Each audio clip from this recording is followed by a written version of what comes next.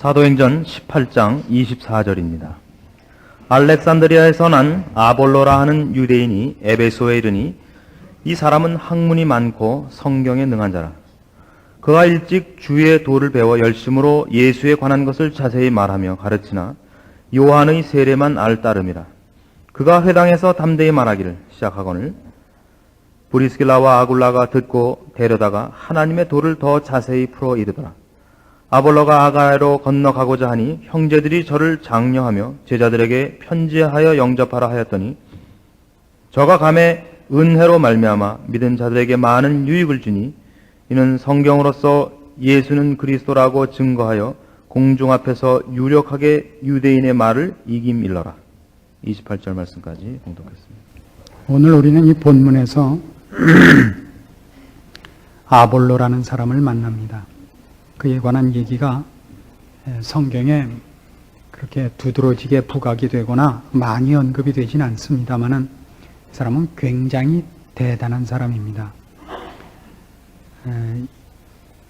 27절 이하에 보시면 아볼로가 아가야로 건너가고자 하니 형제들이 저를 장려하며 제자들에게 편지하여 영접하라 하였더니 저가 감에 은혜로 말미암아 믿은 자들에게 많은 유익을 주니 이는 성경으로서 예수는 그리스도라고 증거하여 공중 앞에서 유력하게 유대인의 말을 이기밀러라 이렇게 기록이 되어 있습니다. 믿는 자들에게 많은 유익을 주고 반대파들을 지식과 논리적으로 압도하는 그런 일을 해낸 사람입니다. 학문이 많고 성경에 능한 자며 이 믿는 도리에 관하여 열심을 갖고 있는 사람이라 이렇게 되어 있습니다. 이 아볼로라는 사람을 이 성경에서는 알렉산드리아에서 난 아볼로라는 유대인이라 이렇게 얘기를 함으로써 그 뒤에 있는 얘기와 연결되는 어떤 우리에게 힌트를 줍니다. 먼저 이 알렉산드리아에 대해서 알 필요가 있습니다. 알렉산드리아는 이집트 북쪽 지중해 쪽을 향한 항구 도시였습니다. BC 332년에 알렉산더가 세운 도시입니다.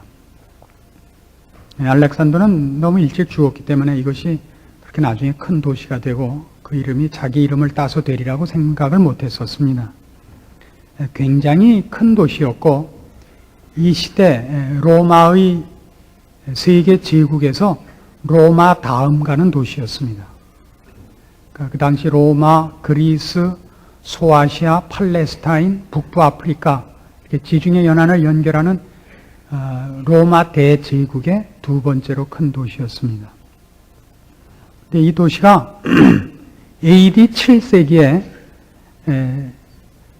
그 이슬람 세력의 확장으로 말미암아 이슬람의 지도자 오마르에 의해서 정복되고 철저히 파괴됩니다. 이슬람 지도자를 칼리프라고 합니다. 칼리프는 정치, 군사, 종교 3권을 한 손에 장악한 지도자였습니다. 이 당시에 이 파괴할 당시에 대해서는 알렉산드리아가 굉장히 번창했고 학문적으로도 굉장히 뛰어난 곳이었습니다. 로마가 세계를 정복하고 있었지만 정신적인 면에서는 그리스가 세계를 정복하고 있었을 때입니다. 그리스 철학과 그리스 사상이 이 로마 제국의 군사력과 행정력을 타고 온 세계에 퍼져 있어서 당시의 세계 공용어는 그리스어였습니다.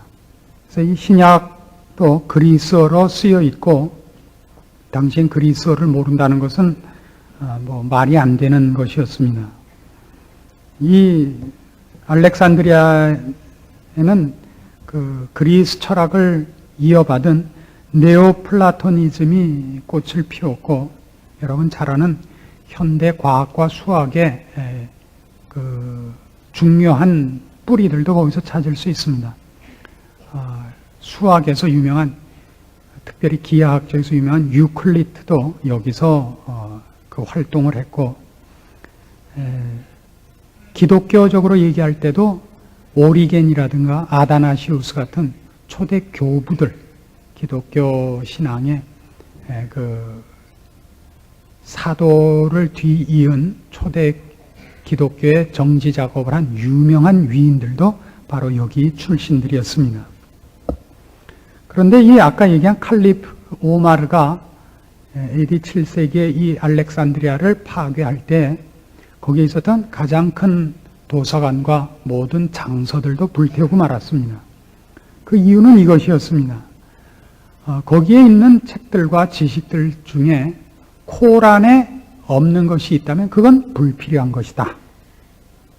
만일 코란에 있는 내용이 있다면 그건 코란으로 족하니까 그것도 필요 없다.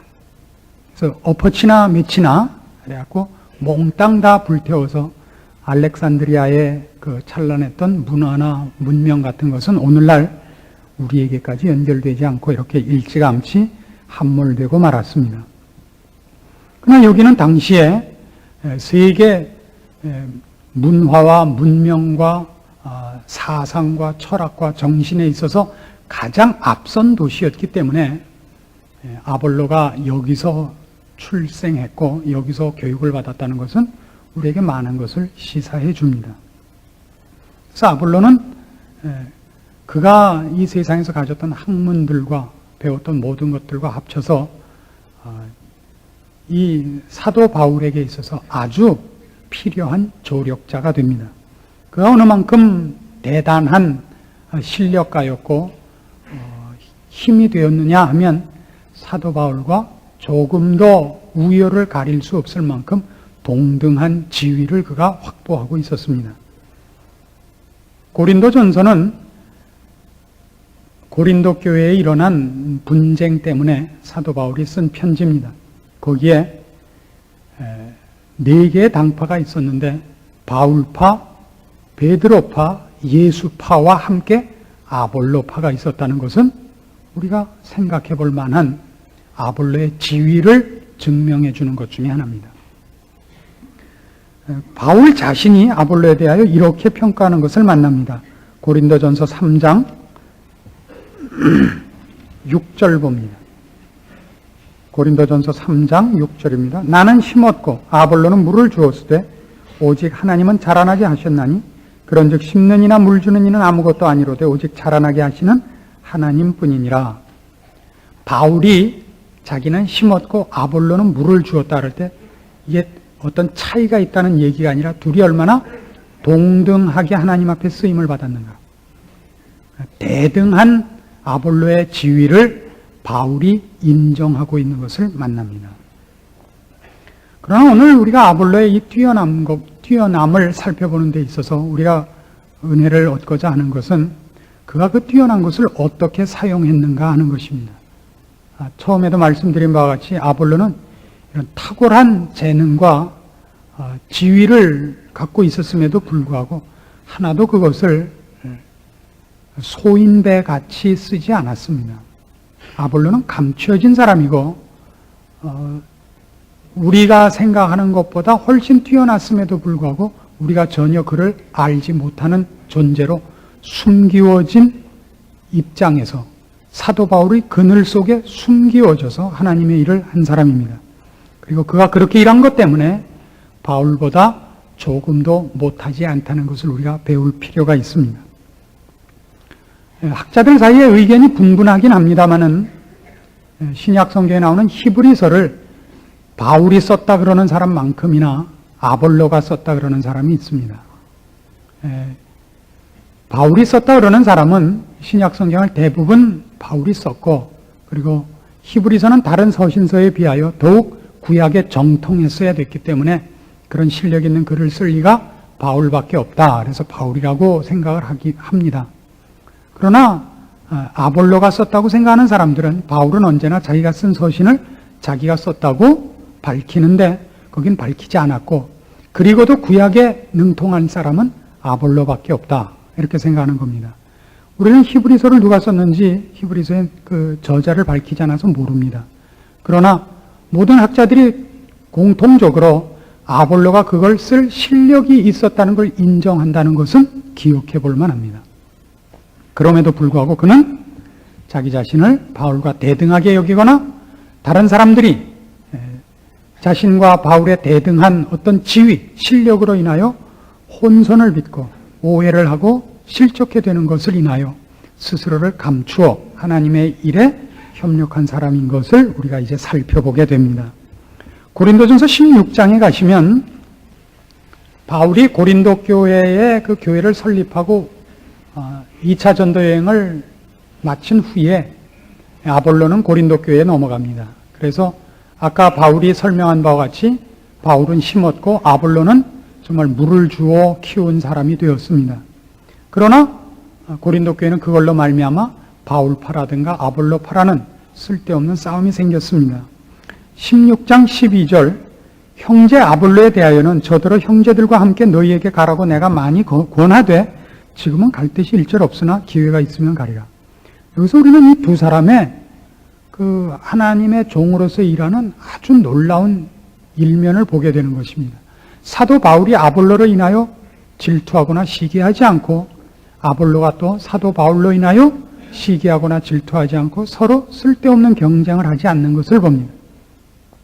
고린도 교회의 이익을 위해서 바울은 아볼로로 하여금 고린도 교회를 다시 갈 것을 여러 번 권하고 또 아볼로는 자기가 넘어가서 일을 하는 것으로 인하여 교인들이 혼선을 빚거나 또는 이 대사도 바울의 이름에 어떤 누를 끼치는 것을 원치 않아서 가지 않겠다고 사양하는 것을 봅니다.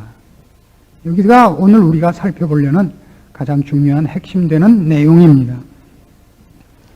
아볼로가 얼마나 탁월했느냐 하는 것은 아볼로로 인하여 사도 바울이 많은 공격을 받은 것 같이 보입니다. 예를 들면 고린도 후서 10장 같은 데입니다.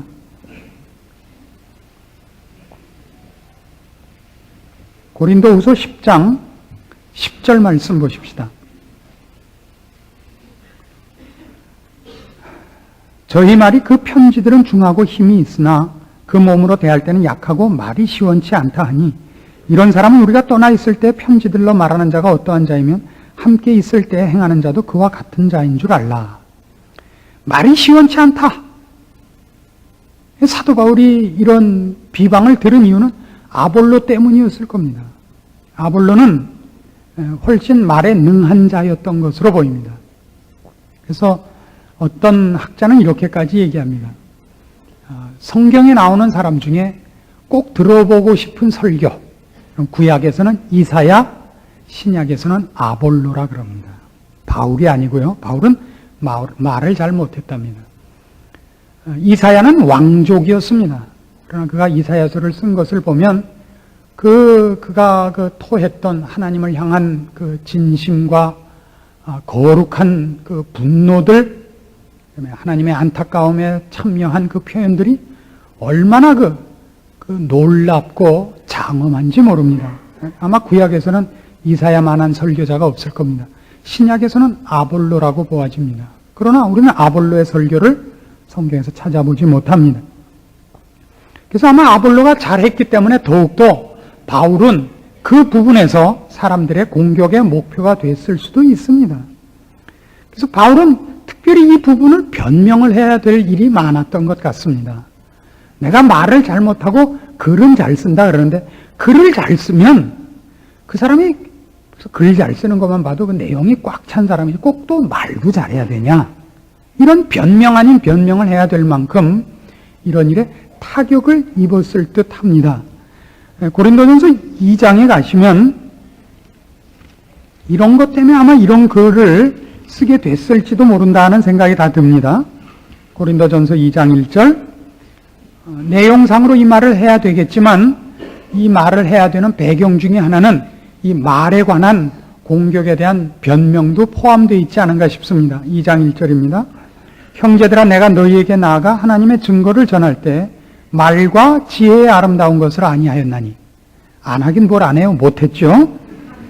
내가 너희 중에서 예수 그리스도와 그의 십자가에 못 박히신 것 외에는 아무것도 알지 아니하기로 작정하였습니다. 내가 너희 가운데 거할 때 약하며 두려워하며 심히 떨었노라. 내 말과 내 전도함이 지혜의 권하는 말로 하지 아니하고 다만 성령의 나타남과 능력으로 하여 너희 믿음이 사람의 지혜에 있지 아니하고 다만 하나님의 능력에 있게 하려 하였노라. 참 의미심장하죠. 사도 바울은 말 재주가 있는데도 안 쓴 것이 아니라 없어서 못 썼습니다. 그러니까 어쩌면 하나님의 일을 하는 데는 말 못하는 쪽이 나을지도 모른다 그런 얘기입니다. 그러니까 우리가 보통 생각하는 바와 같이 주를 위해서 어떤 능력을 달라 그러는 것은 꼭 성경과 일치하지 않는다는 것을 봅니다. 물론 아볼로는 말이 능해서 또 쓰임을 받습니다. 바울은 말이 능하지 못해서 쓰임을 받죠. 누구는 외모가 멋있어서 쓰임을 받습니다. 누구는 그 반대이기 때문에 쓰임을 받습니다. 저희 교회에 누가 찾아오시면 저를 담임 목사로 알아보는 사람이 없습니다. 그러니까 여러모로 편리합니다. 저희 사무실에 들어와서 저를 찾는 사람이 있는데 저를 앞에 놓고 찾아요. 그래서 가만 봐서 이게 뭐 만날 필요가 없는 일이면 글쎄요 안 계시는데요 하고 저도 이제 도망을 가죠.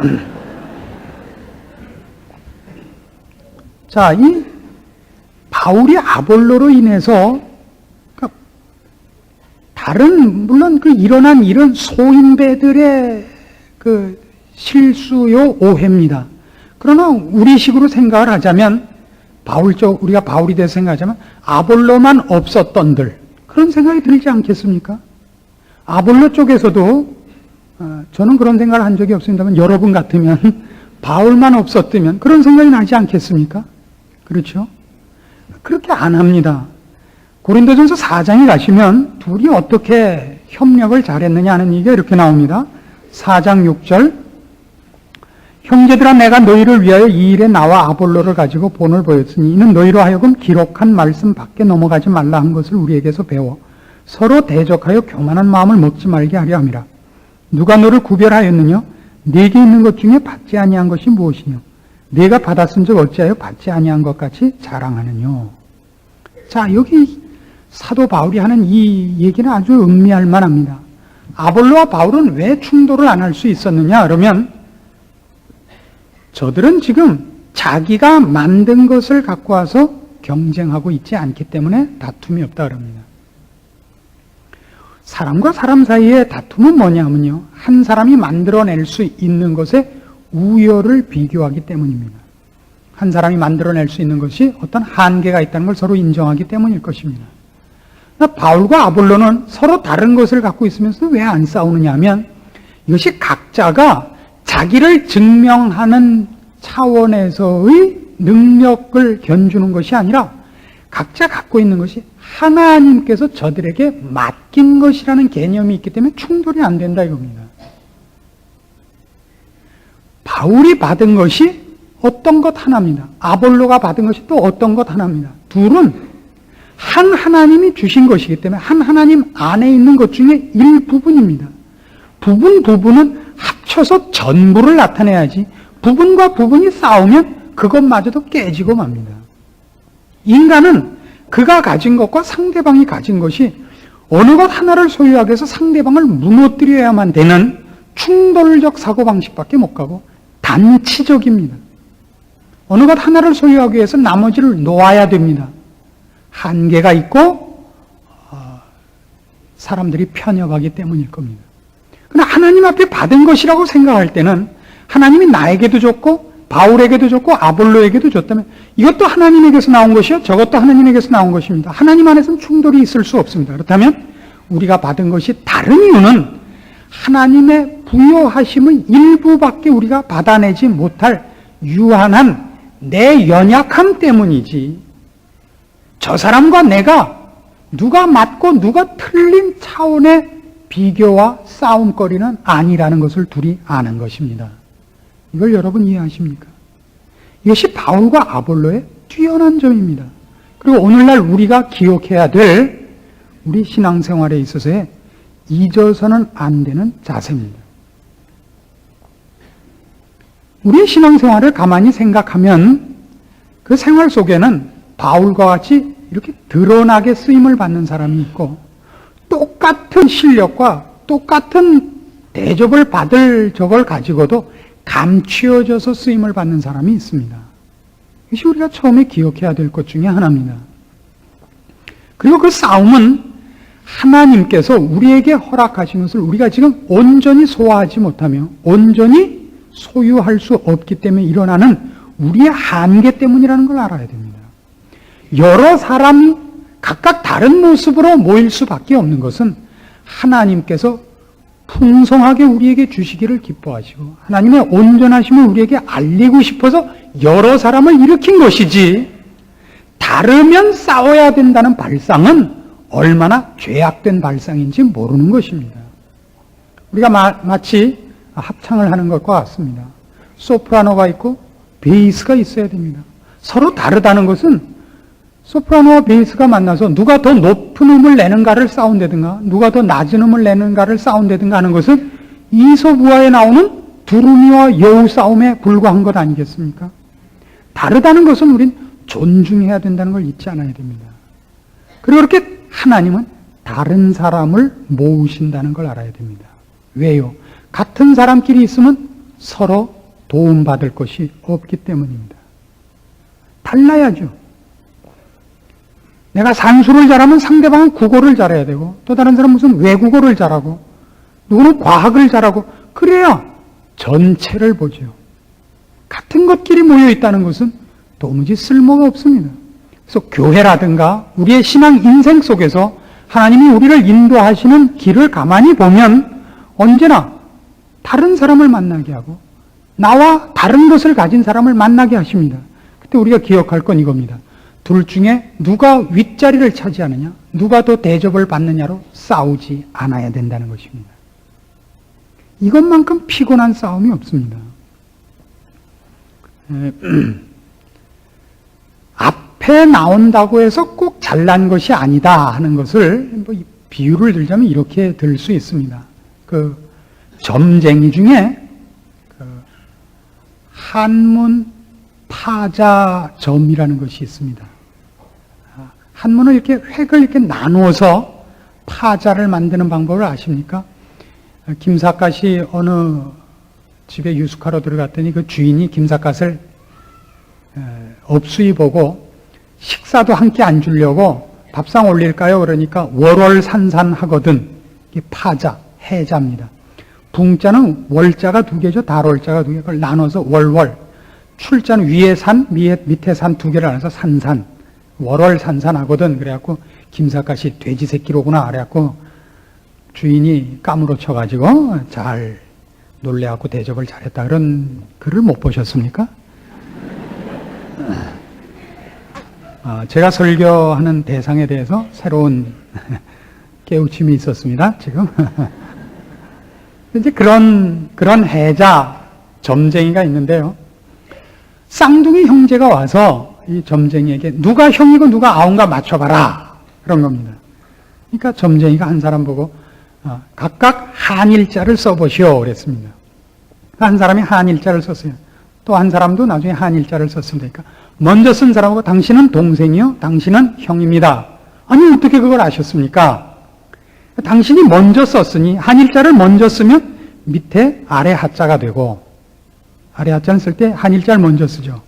당신은 나중에 한일자를 썼으니 윗 상자 아니요, 상자는 한일자를 나중에 쓰죠. 용하죠? 그래서 설교할 때는 다 졸다가 이런 얘기만 하면 고개를 끄덕이는 사람이 나옵니다. 제가 뭐 누구라고 이름은 못 밝히겠는데,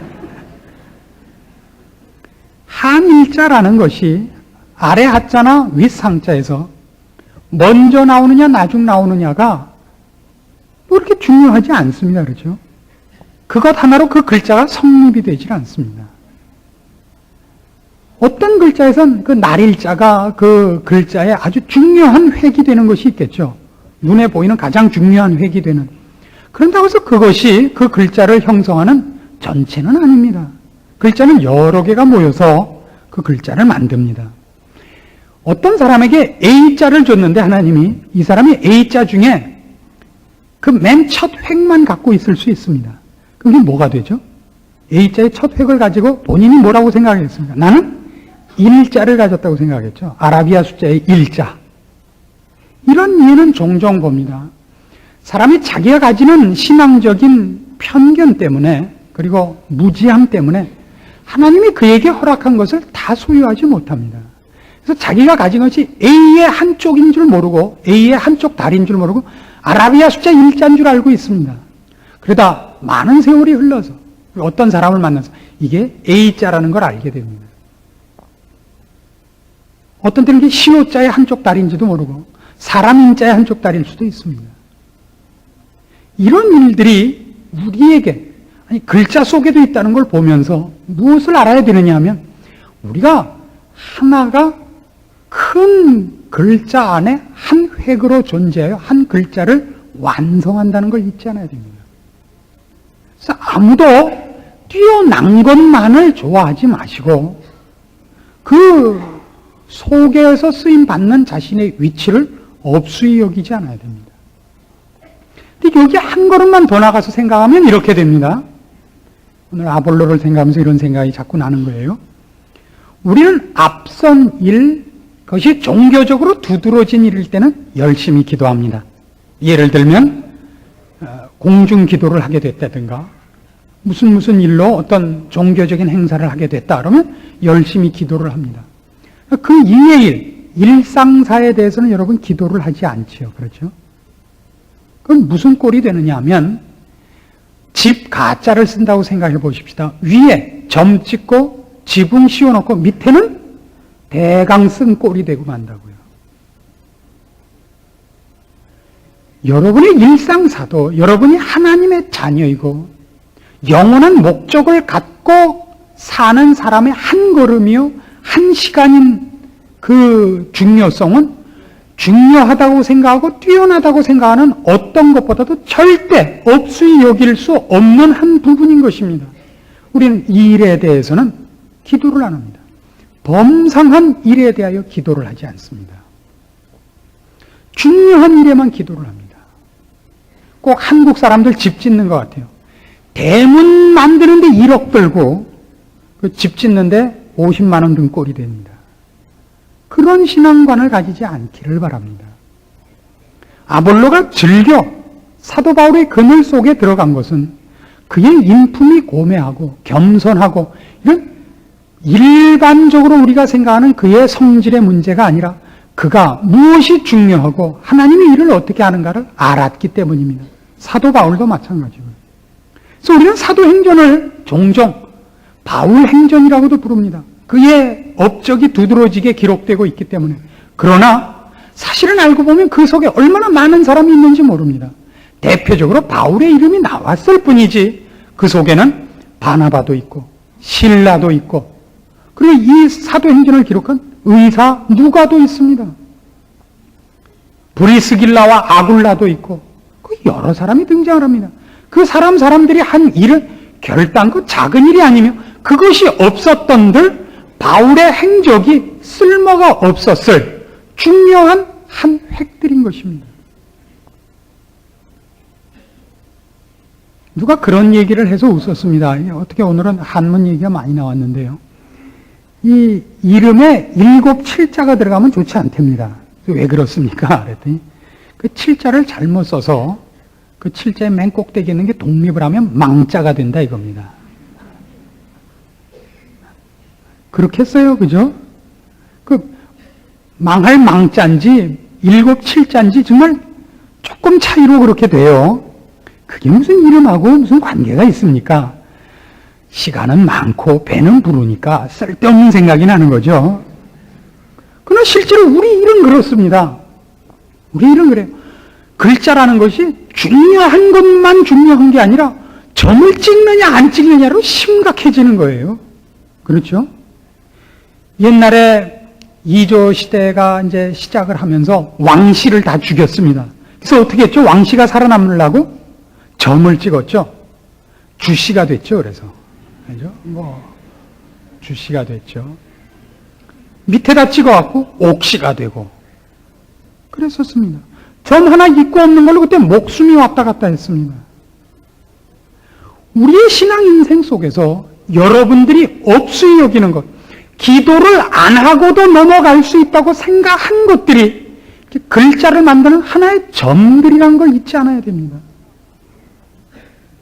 여러분의 존재가 이런 교회 속에 이렇게 파묻혀 있다고 해서 소홀히 여겨져서는 절대 안 됩니다. 저는 예수 믿는 일에 가장 결정적인 일을 행한 사람들이 목사가 아니라고 생각하는 사람입니다. 불신자들이 예수를 믿을 때 가장 놀란 건 이겁니다. 아니, 누구도 교회에 간대. 이게 훨씬 커요. 누구도. 그 누구는 보통 어떤 사람입니까? 가장 좀 못한 사람 아닙니까? 평소에 일반 윤리 도덕에서도 좀 처졌던 사람들이죠. 보통 이런 사람은. 아니, 그 무슨 고기가, 그 무슨 낭이가 글쎄 교회를 간대. 그리고 얼마나 많은 사람이 예수를 믿게 되는지 모릅니다. 그 난이 때문에. 앞에가 뭐냐고요? 칠난이죠, 뭐. 우리 하나가 교회에 나와 앉아있는 것이 얼마나 큰 역할을 하는지 아십니까? 수류탄을 던지면 많은 사람이 죽습니다. 총 쏘는 것과 달리. 왜 그렇습니까? 폭발력이 크기 때문이 아닙니다. 화약이 더 많이 들어있어서가 아닙니다. 물론 그것도 이유입니다. 화약이 폭발을 할 때 겉을 싸고 있는 쇠가 너무나 많은 조각으로 쪼개져서 날아가기 때문입니다. 총은 쏘면 한 번에 한 알이 나가지만 수류탄은 던지면 수십만 개의 철편이 날아가기 때문에 여러 사람을 죽입니다. 목사가 한번 고함을 지르는 것이 큰 총 같습니다. 그냥 총알 하나예요, 커봤자. 근데 여러분 하나하나가 촌철 살인을 할 수 있는, 거룩한 살인을 할 수 있는, 거룩한 하나님의 생명과 진리의 의의 병기라는 걸 아십니까? 묵묵히 앉아 계셔서 그러지. 지금은 호박같이 앉아 계시지만 이게 터지면 이게 무서운 겁니다. 그게 여러분의 존재입니다. 이렇게 아는 듯 모르는 듯 앉아 계시지만, 조는 듯 자는 듯 계시지만, 그래서 여러분의 생애 속에서도 매일 여러분이 늘 익숙하게 사시는 것, 여러분의 힘으로 하나님께 굳이 이걸 묻지 않아도 되고, 하나님께 굳이 이 부분에 대해 보호를 요청하지 않아도 된다고 생각한 것들에 대해 새삼스러운 시선을 가지셔야 됩니다. 여러분의 생애에 하잘 것 없는 것은 이제 하나도 없습니다. 업수이 여겨도 좋은 것은 없고, 여러분 혼자서 해결할 수 있는 일은 없습니다. 요한계시록 2장과 3장에 걸쳐서 7교회에 보낸 편지가 나옵니다. 그 중에 칭찬을 받은 필라델피아 교회는 이런 칭찬의 내용이 포함이 됩니다. 네가 적은 능력을 가지고도 충성했다. 그 적은 능력이 뭐라고 생각합니까? 하나님 앞에 큰 것과 작은 것이 있을까요? 그렇게 생각되지 않습니다. 여기서 적은 능력이라는 것은 두드러지지 않는 것을 말하는 것 같습니다. 사람 입에 오르내리거나 사람들이 놀라게 이렇게 나타나는 것 아닌 것. 그 적은 능력. 말하자면 신자에게서 제일 중요한 삶이 뭐냐, 여러분? 하루를 사는 것이거든요. 내 존재와 내 삶의 연속이 필요해야 되는 것입니다. 필요해야 되는 거예요. 그의 존재가 가치를 가진 존재여야 됩니다. 그가 서 있는 것이 필요해야 됩니다. 그가 움직이는 것이 하나님께 쓰임받는 움직임이어야 됩니다. 우리는 어느 순간도 하나님과 분리되고 하나님의 지금 이 세상을 향하여 가지시는 긍휼과 자비와 은혜를 베푸시는 것과 분리되어 독립된 시간과 존재가 있을 수 없는 자들입니다. 그렇다면 우리는 얼마나 쉬지 말고 기도하라는 말에 순종해야 됩니까? 우리는 얼마나 많이 범사에 감사할 각오를 해야 됩니까? 이것이 성경이 우리에게 요구하는 것입니다. 그리고 그렇게 한다면 여러분이야말로 아볼로입니다. 여러분이야말로 아볼로입니다. 다른 사람이 아볼로가 아닙니다. 여러분의 생애를, 여러분의 존재를 언제나 하나님 앞에서 인식하고 산다면, 여러분이 아무리 감추어져 있고 여러분이 아무리 눈에 띄지 않는다 할지라도 여러분이야말로 많은 유익을 주며 가장 필요한 동역자며 하나님께서 가장 많은 일을 여러분의 존재와 생애를 통하여 하실 수 있는 위인입니다. 영웅입니다. 하나님께서는 그런 사람들을 놓치지 않으십니다. 그리고 그 상급이 하늘나라에서 보장될 것입니다. 여러분은 여러분의 생활을 다시 한번 긴장해서 돌아보셔야 되고 쉽게 살아가는 인생 태도를 바꾸시고 드러나서 위인이 아니라 충성되었기 때문에 위인인 성경이 요구하는 신자의 자리로 복귀하셔야 됩니다. 기도하십시다. 하나님 아버지의 은혜를 감사합니다. 우리의 신앙생활을 충성되게 영위하도록 오늘 주의 말씀을 따라 권면받았습니다. 깨닫는 마음 주시고 주님 앞에 이 말씀을 아멘으로 받아 우리의 생애를 주님의 손에 의탁하게 하여 주시옵소서. 우리에게 어느 순간과 어느 시간도 그리고 어느 환경도 어느 사건도 우리 혼자 씨름하는 것이 없게 하시고 주의 종으로 주님과 함께 상의하고 함께 그 일을 책임지고 극복하고 승리하여 우리 하나님께서 이 땅에 펼치시는 은혜와 사랑과 긍휼과 자비를 드러내는 주의 자녀로 부끄러움이 없는 삶을 살게 하여 주시옵소서. 예수님의 이름으로 기도합니다. 아멘.